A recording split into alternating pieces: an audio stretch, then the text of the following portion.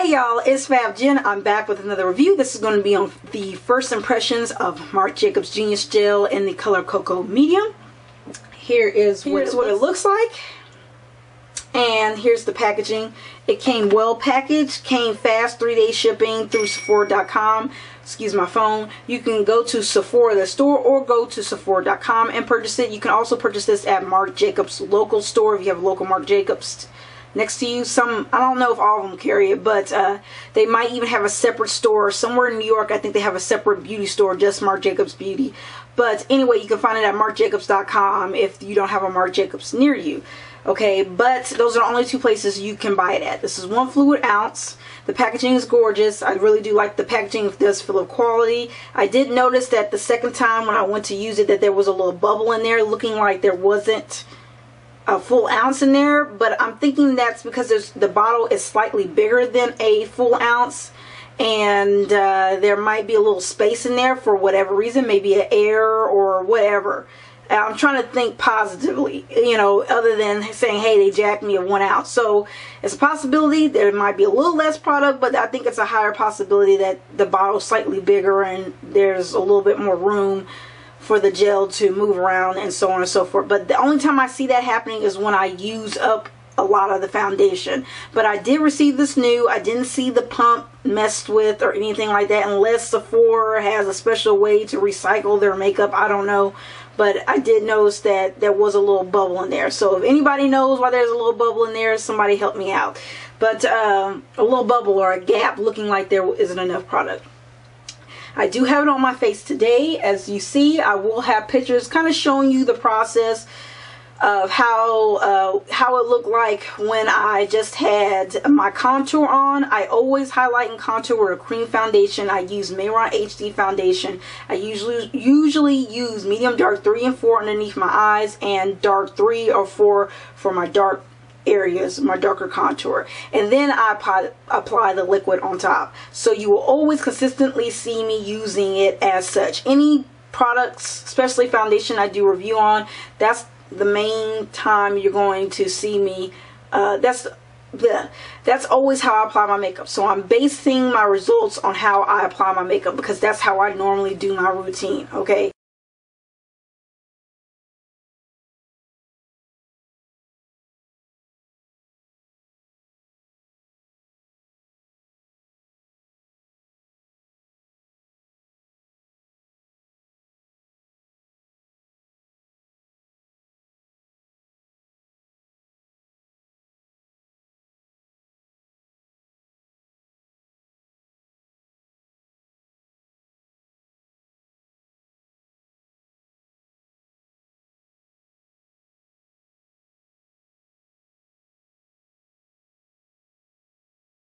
So just to put that out there, normally right here I don't put a lot of contour on, so more than likely the true color is around here.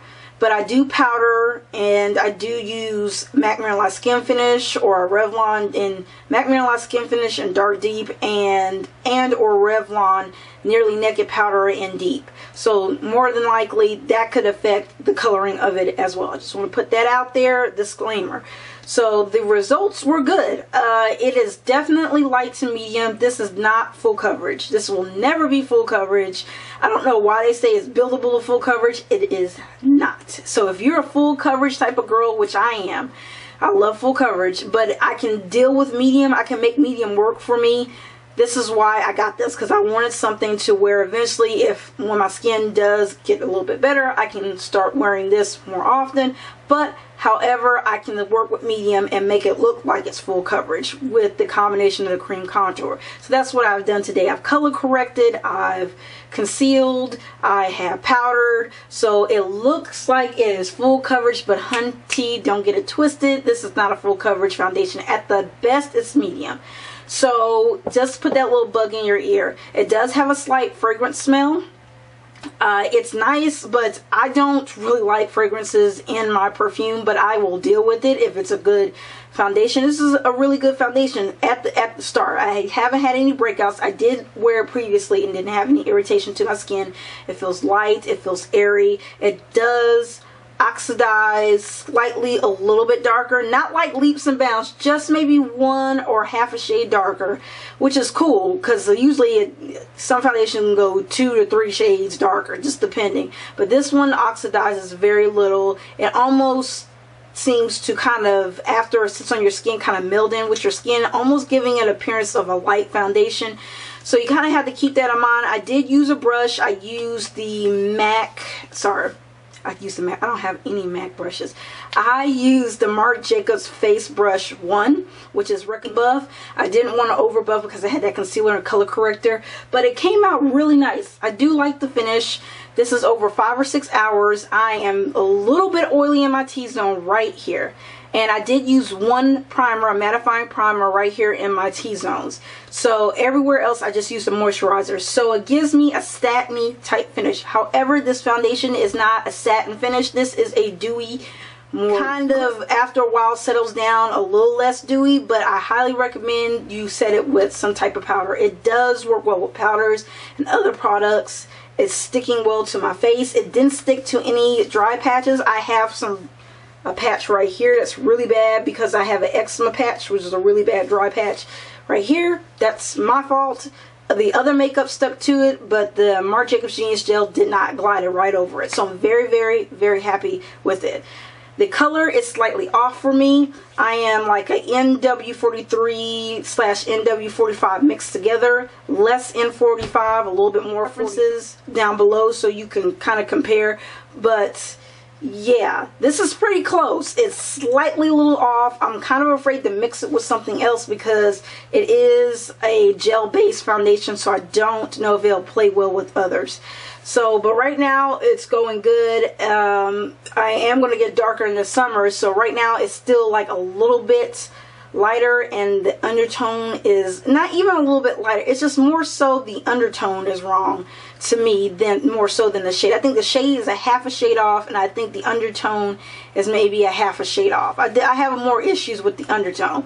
So so far so good. It does give a beautiful finish. It did last a long time on me. It stayed matte or satiny in areas. It did exactly what I wanted to do. It did not shift. I do not see, it looks like how I put it on.